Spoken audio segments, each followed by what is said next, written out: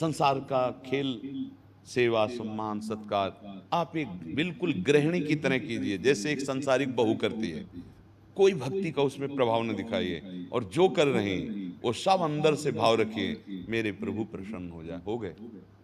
देखो गोपीजनों की, आप तो मान लो शरणागत हैं, गोपीजनों को देखिए, पति की सेवा, पुत्र की सेवा, लीपना पूतना, घर के जितने कार्य वो सब वैसे ही कर रहे हैं जैसे एक सदगृहस्थ नारी करती है, पर हृदय कहाँ है? मुरारी पादार पे चित्तवृत्ति, श्री कृष्ण प्रेम में मतवाली है। तो बड़े बड़े वीतराग परमहंसों ने उनका यश गाया और उनको प्रणाम किया, गोपीजनों को। उद्धव जैसे ज्ञानी भी चरण रज में लौट गए। बंदे नंद ब्रज स्त्रीणाम पाद रेणुम अभीक्षसा। बड़े बड़े महात्मा, सुखदेव जी, उद्धव जी, नारद जी, बड़े बड़े महात्मा गोपी चरण की वंदना की है। क्या बात थी? बात यही थी कि वो गृहस्थी में रह करके ऐसा प्रेम प्रभु का, तो फिर ये बात तो मान ही नहीं सकते कि पुरुष भगवान को स्वतंत्रता से प्राप्त कर सकता है और स्त्री भगवान को नहीं प्राप्त कर सकती। नहीं, ऐसा नहीं है। पुरुष और स्त्री भेष है, ये पोशाक है। जो हमारा स्वरूप है, ना स्त्री है ना पुरुष है, वो भगवान का दिव्य अंश है। हाँ, अब अगर हम नाटक में किसी में जाए और हमें स्त्री रोल मिले और हम स्त्री रोल ठीक से ना निभाएं, तो डायरेक्टर निकाल देगा ना, यार तुमको हमने स्त्री का रोल करने के लिए बोला था, तुमको अगर सही रोल किया ना तो उसको इनाम मिलता है, और पीछे होना स्त्री होता है ना, वो उसका पति होता है। वो तो 2 घंटे के लिए रोल था। ऐसे ही 80 वर्ष 90 वर्ष के लिए मुझे रोल मिला है, स्त्री का रोल मिला है या पुरुष का रोल मिला है, पति का रोल मिला है या पत्नी का रोल मिला है।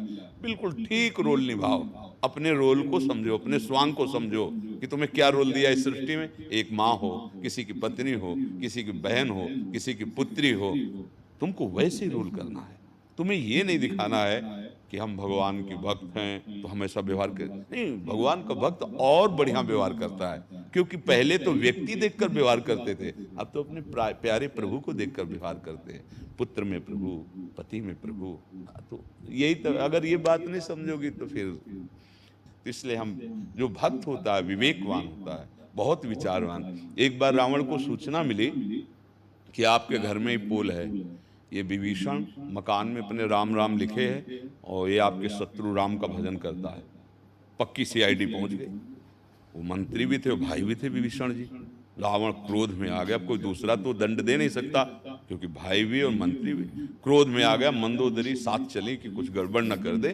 साथ गए, विभीषण से कहा, हमें तो पहले सूचना मिली थी, अब मैं देख रहा हूं पूरे तेरे घर में लिखा राम राम, तू शत्रु पक्ष का है। भैया किसने कहा? बोले हमको तो ऐसा ही बताओ, दिखाई भी दे रहा है। बोले नहीं, रा से रावण आप और माँ से मंदोदरी आप। अरे बड़ा प्रसन्न हुआ। भक्त चतुर होता है, और जब अवसर आया तब कहा कि राम भजे हितनाथ, तो अब जा रहा हूं। पूरी लंका का विध्वंस मच गया और लंकेश पदवी विभीषण जी को मिली। चतुरई राम भजते चतुर नर। अपनी भक्ति को प्रकाशित मत करो, जब भक्ति का ज्वाला रूप हो जाएगा तो पतिंगे उसे बुझा नहीं पाएंगे, भस्म हो जाएंगे। कोई भी विकार उसे नष्ट नहीं कर पाएगा। इसलिए जब तक चिंगारी है तब तक होश में, एक बूंद पड़ते ही वो शांत हो जाएगी।